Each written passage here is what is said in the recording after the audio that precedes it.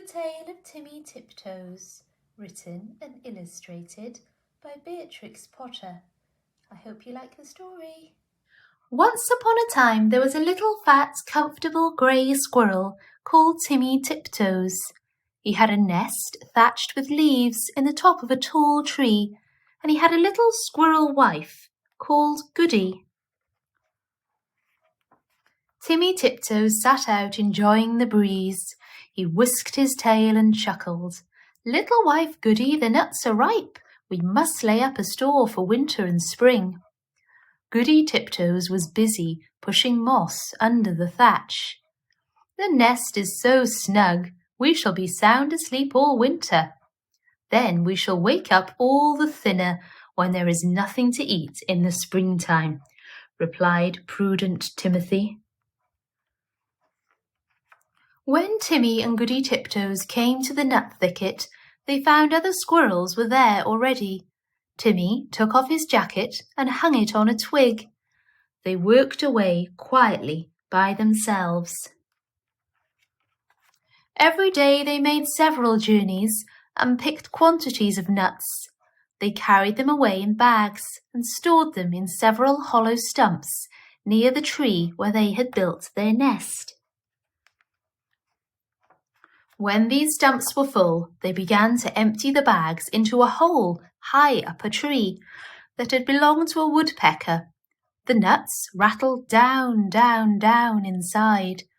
"How shall you ever get them out again? It is like a money box," said Goody. "I shall be much thinner before springtime, my love," said Timmy Tiptoes, peeping into the hole. They did collect quantities because they did not lose them. Squirrels who bury their nuts in the ground lose more than half because they cannot remember the place. The most forgetful squirrel in the wood was called Silvertail. He began to dig, and he could not remember, and then he dug again and found some nuts that did not belong to him, and there was a fight, and other squirrels began to dig. The whole wood was in a commotion.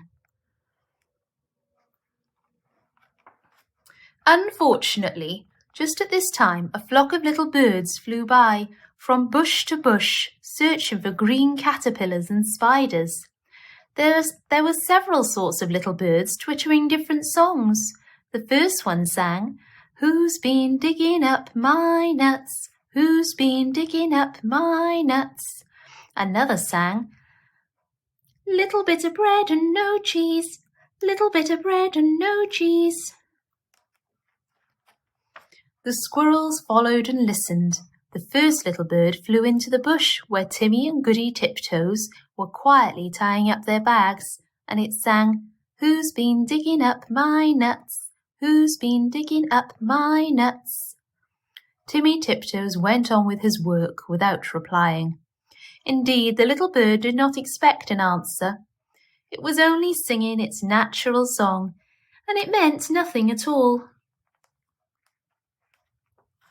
But when the other squirrels heard that song, they rushed upon Timmy Tiptoes and cuffed and scratched him and upset his bag of nuts. The innocent little bird, which had caused all the mischief, flew away in a fright. Timmy rolled over and over and then turned tail and fled towards his nest, followed by a crowd of squirrels shouting, "Who's been digging up my nuts?" They caught him and dragged him up the very same tree where there was the little round hole, and they pushed him in. The hole was much too small for Timmy Tiptoes' figure. They squeezed him dreadfully. It was a wonder they did not break his ribs.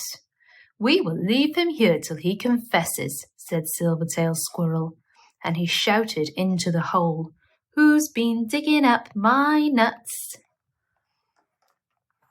Timmy Tiptoes made no reply. He had tumbled down inside the tree upon half a peck of nuts belonging to himself. He lay quite stunned and still. Goody Tiptoes picked up the nut bags and went home. She made a cup of tea for Timmy, but he didn't come and didn't come. Goody Tiptoes passed a lonely and unhappy night. Next morning she ventured back to the nut bushes to look for him, but the other unkind squirrels drove her away. She wandered all over the wood, calling, "Timmy Tiptoes! Timmy Tiptoes! Oh, where is Timmy Tiptoes?" In the meantime, Timmy Tiptoes came to his senses. He found himself tucked up in a little moss bed, very much in the dark. Feeling sore, it seemed to be underground. Timmy coughed and groaned because his ribs hurted him.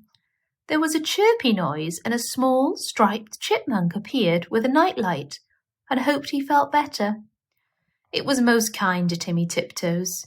It lent him its nightcap, and the house was full of provisions. The chipmunk explained that it had rained nuts through the top of the tree. "Besides, I found a few buried." It laughed and chuckled when it heard Timmy's story. While Timmy was confined to bed, it enticed him to eat quantities. "But how shall I ever get out through that hole unless I thin myself? My wife will be anxious." "Just another nut or 2 nuts. Let me crack them for you," said the chipmunk. Timmy Tiptoes grew fatter and fatter.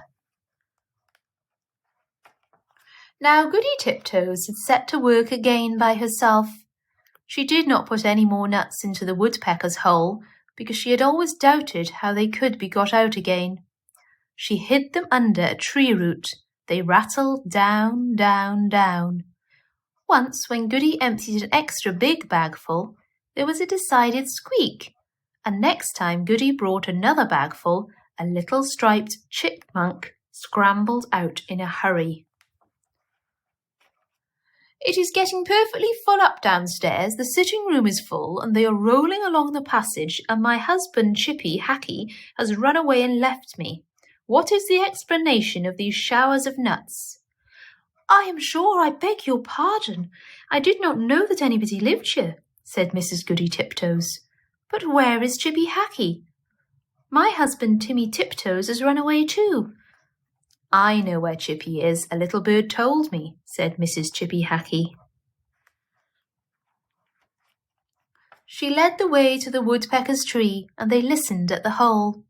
Down below there was a noise of nutcrackers, and a fat squirrel voice and a thin squirrel voice were singing together. "My little old man and I fell out. How shall we bring this matter about? Bring it about as well as you can, and get you gone, you little old man." "You could squeeze in through that little round hole," said Goody Tiptoes. "Yes, I could," said the chipmunk, "but my husband Chippy Hackee bites." Down below there was a noise of cracking nuts and nibbling, and then the fat squirrel voice and the thin squirrel voice sang, "For the diddle-dum day, day diddle-dum dee, day diddle-diddle-dum day." Then Goody peeped in at the hole and called down, "Timmy Tiptoes, oh feed Timmy Tiptoes." And Timmy replied, "Is that you, Goody Tiptoes?" "Why, certainly." He came up and kissed Goody through the hole, but he was so fat that he could not get out. Chippy Hackee was not too fat, but he did not want to come. He stayed down below and chuckled. And so it went on for a fortnight, till a big wind blew off the top of the tree and opened up the hole and let in the rain. Then Timmy Tiptoes came out and went home with an umbrella. But Chippy Hackee continued to camp out for another week, although it was uncomfortable. At last a large bear came walking through the wood. Perhaps he also was looking for nuts. He seemed to be sniffing around. Chippy Hackee went home in a hurry. And when Chippy Hackee got home, he found he had caught a cold in his head, and he was more uncomfortable still. And now Timmy and Goody Tiptoes keep their nut store fastened up with a little padlock. And whenever that little bird sees the chipmunks, he sings, "Who's been digging up my nuts? Who's been digging up my nuts?" But nobody ever answers. The end.